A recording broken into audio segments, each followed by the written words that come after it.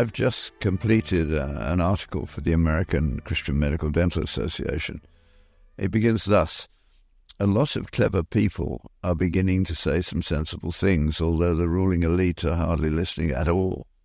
Most of the clever people who immediately recognized the significance of the Claudine Gay fiasco at Harvard nevertheless continued to accept the ill-thought-out affirmative action that is the DEI program. Those programs need to write themselves out of history. They need to die. Just reorganize the letters and do it. Why am I so angry about it? Well, because good people are being beaten down and bad people are being elevated. And the question is, how did we get into this state?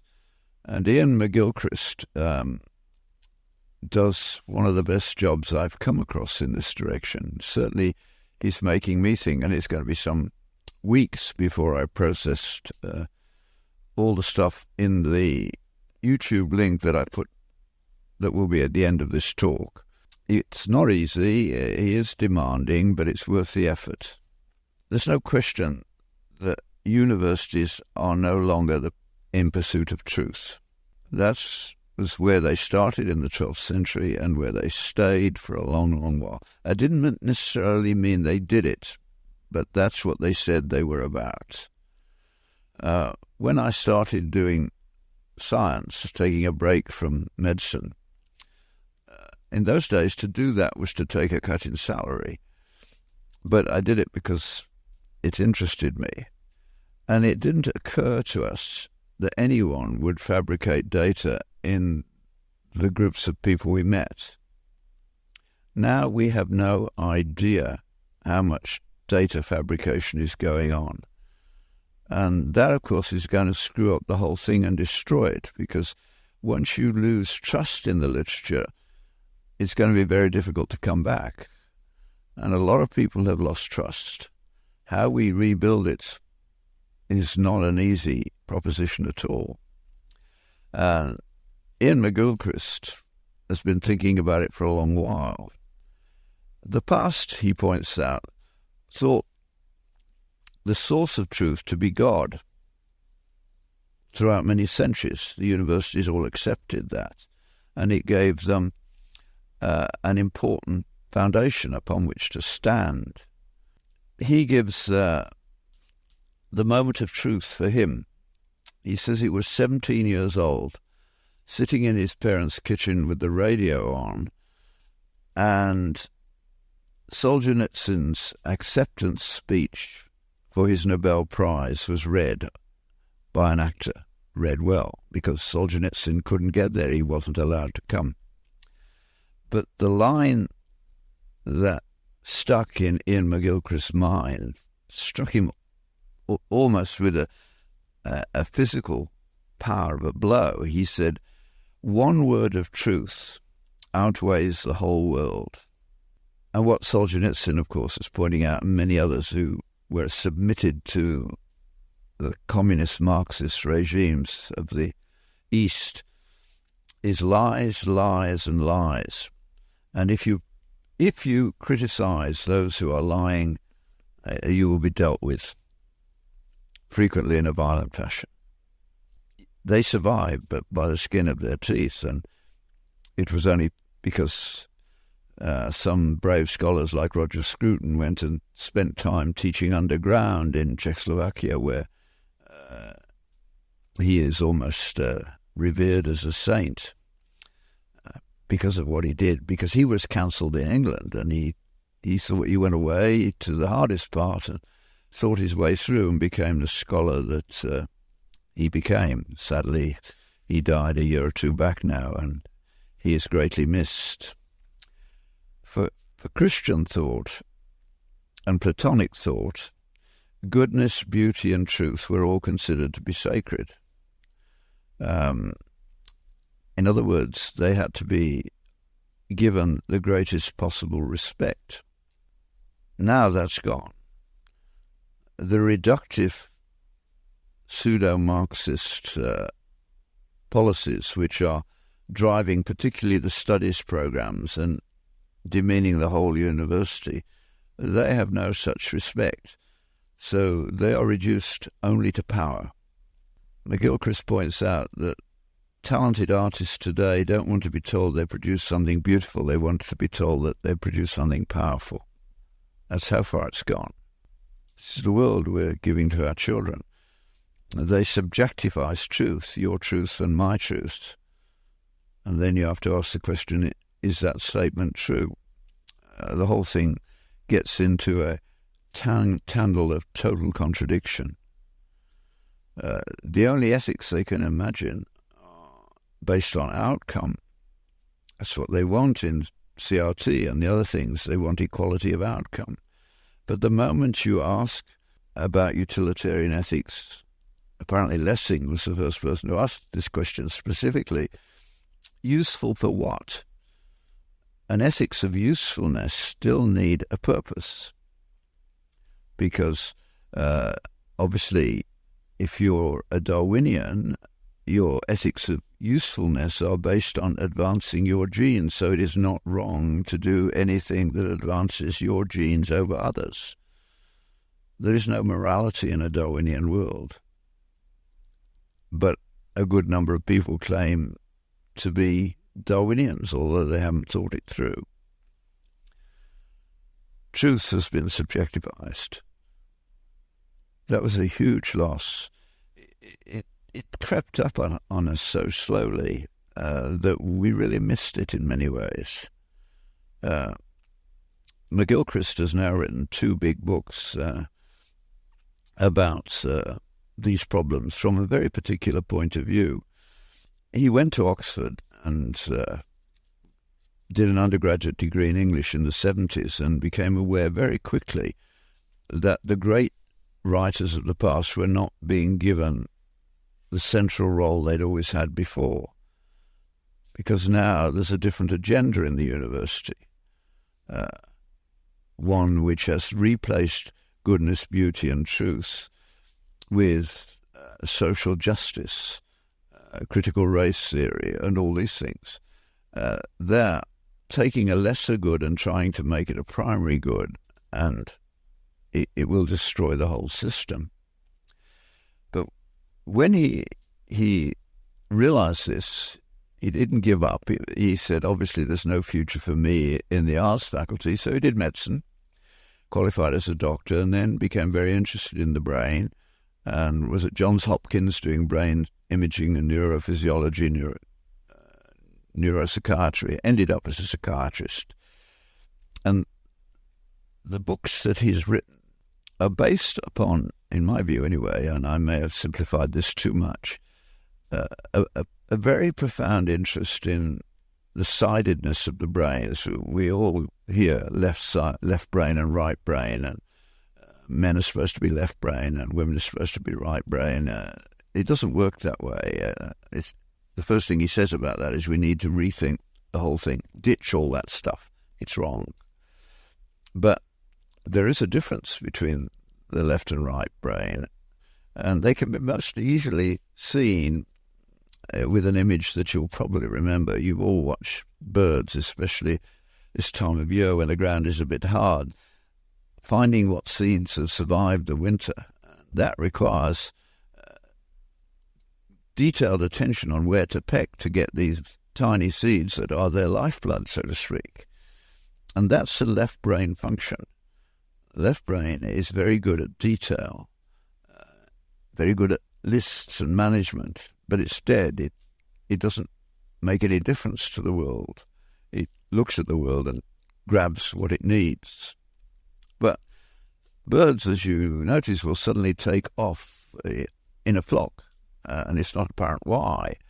What's happening is the right brain, which is responsible for keeping an eye on the world, decides that there are some risks and they're in danger of becoming somebody's breakfast, so they scatter, they come back, and they do it again and again. There's this constant battle between right and left brain. Well, not battle, they're supposed to be integrated, and they integrate below the level of consciousness, so we're not aware of the way they integrate, and what happens when they don't integrate, and what happens when the left tries to dominate the right. The right should be the master because it's looking at the global picture. It is looking at a world and responding to it and changing to it. Very different attention. Tiny, detailed, bureaucratic on one side, the big picture on the other. The left brain fits in very well with a reductive approach to science, which is what happened. I mean, when Galileo started rolling a ball down an inclined plane, that was a very limited experiment. Polished wood so that he could neglect friction. Science at that experimental level has to try and reduce things that would interfere, like friction, in order to understand the basic principles going on underneath. And Galileo did that. And he was followed, of course, by Kepler, Kepler roughly contemporary, and later Newton, who reduced the world, at least the movement of the planets and so much more, to a set of very basic laws. That was reductive, but it was brilliant. It required a huge synthesis, a huge amount of intellectual energy that went into producing those laws. He spent ages and ages convincing himself that he could think of a mass point which had no physical existence, but was just a point. Was essential to the development of his physics. And the book he wrote, of course, the greatest single author text on science that will ever be written. No one could do anything like that today. So he combined a huge right brain with a very effective left brain. He polished his own lenses, for instance. He did that stuff himself. He could do it all. What science had done was produced a system which we rather foolishly call a scientific method, as though it can be just plug the stuff into the scientific method and it will work. That's not exactly how it works. But it is reductive. It neglects a lot to get at the core. And we start rewarding that in our society, because very quickly, once Bacon had pushed the moral world back by saying collect facts, and he meant physical facts that could be measured. Before that, moral facts were more important than physical facts. Afterwards, they weren't. That's a big change, and we're seeing the results as our young people now live in what is basically an amoral world driven only by their own feelings. It's terrifying, but that's where we've got to. The right side could save the day. I mean, what the right side does is the things that are not measured. Processing experience. It requires meditation. It requires imagination, intuition, all these immeasurable things. The world really is divisible into measurable and immeasurable. And what matters to all of us most are the immeasurables. And when we get these things wrong, there's trouble. It's a lovely quotation in McGilchrist from Whitehead, where he says that a culture, this is Whitehead speaking, a culture is in its finest flower before it begins to analyse itself. That's lovely. And you can see that people who found themselves pursuing science with such passion and such intuition, they didn't look at themselves at all. It was selfless. Whitehead goes on, when we navel gaze, we lose the effects of the wisdom in literature, poetry, and art, and the like. McGilchrist is, in this wonderful hour-long plus talk, making us think more carefully about the bits of education that I was privileged to receive, our generation was, but we've allowed it to evaporate in the modern world. And what we've got in place is idiocies like CRT. For centuries, of course, many centuries, the only real education people had was in church in the Western world. That was the only place where ordinary people would have some sense of something greater than themselves. That's why peasants and nobles worked together to build in silence Chartres Cathedral, with the ability bringing the wheelbarrows to the craftsmen. And they built cathedrals to which people went, not as tourists, but to worship God. And so when you go into a Gothic cathedral, you drop your voice to a whisper, and your eyes are forced upwards to the cross. And the church is based on the cross as a plan. Chartres Cathedral is a giant Bible study, which we've only worked out in the last few years with high-resolution photography, that you can walk around it. You walk around it the right way. You walk your way through the Bible. That was the world in which they lived. Their priorities were different from ours. Their life was nasty, brutish, and short in many respects. And the only way you can deal with that is via hope. And that's what Christianity brought. Faith, hope, and charity, and the greatest of these is charity. And the love of God for us and our attempts to love him back makes a different world. All the great religions of the world have a great book. So the biggest religion, as Chesterton points out, was the Book of Nature, and it produced animistic paganism, which makes sense. If you live in Central Africa, the world does not look as though it's made by a God of love at first sight.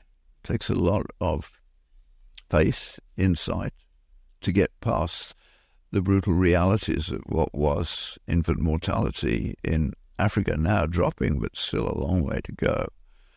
Up until the antibiotics arrived, virtually every family in the world, if they got to any size, would have one child die of meningitis, because bacterial meningitis was always fatal till antibiotics came along. Until Jenner stumbled on vaccination, smallpox was a regular killer. Jenner's crude vaccine worked, and it was subsequently made better. And we've got rid of that disease. Sadly, both Russians and Americans still have it in laboratories from which it might escape if it gets into bad hands, and that will be a tragedy of the first order. So, what people learned in that way was a tacit, very limited world. I mean, many priests didn't have a Bible. Many couldn't read anyway. It was pretty primitive. There were great scholars at the top who were writing and thinking about the story of Christ. And it did lead to Benedict and the preservation of learning and the growth of the monasteries, which were the forerunners for hospitals, etc., etc. But it was slow, very, very slow. Centuries had passed with minor change. But what did happen was an ethos was created which produced works of art, things that people memorized. I mean, it's always amazing to me to think a little later that ordinary people would go and listen to Shakespeare. Nowadays, the kids can't listen to Shakespeare. They haven't been sufficiently trained. Shakespeare has got biblical allusions on pretty well every page, and the audience watching knew all the Bible stories. They could see what's going on, and they knew about life. You put those two together, and then the genius of Shakespeare. But you couldn't imagine ordinary people going and listening to Shakespeare nowadays, or at least that's too unfair. It takes a little effort. We have locally, where I live, Shakespeare on the St. Lawrence in the summer, and it's always good to see the people there enjoying it. When we only had oral transmission, everything had to be memorized. So childhood was critically important, because that's when your memory is at peak performance. So children can memorize a poem or a psalm under the age of 7. They'll do it in a few minutes. It's the one thing they can beat their dad at, and dad should use that as a means of stimulating them to memorize more and more good stuff. Of course, we now look down on that. We don't teach times tables. We don't do it by memory and then have competitions, who's fastest. Kids love that. And what you're doing is giving them a sense of number, which they don't have now. I remember many years ago being shocked when I said to a graduate student, well, make a micromolar solution. And he didn't know how to do it without a calculator. He couldn't sit down and work it out. In other words, he was innumerate, if that's the right word to go to, illiterate. He didn't have a real understanding of number. That was real education. And, of course, the medievals understood that. The first thing in education is grammar, by which they meant everything you can memorize. And when you start saying how and why, then you taught logic, classical logic. Only after that did you get to the trendy stuff that we all like, and we called it rhetoric. Obama was marvelous at rhetoric, but he didn't bother with content. Terrible choice. But that's what he made as his choice. So that world has decayed because we haven't been rewarding the world of great productions. Scruton, for instance, made a lovely video documentary for Scottish BBC on beauty. And they don't push it at all because he's really pushing back at all the modern nostrums, which are reductive.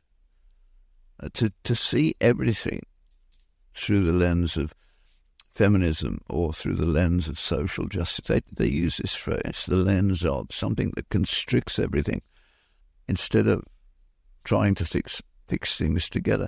Lewis understood a long, long while ago that most heresy, as he put it, is a good thing in a wrong place. When the Bible was central, truth came first, and with truth came competence.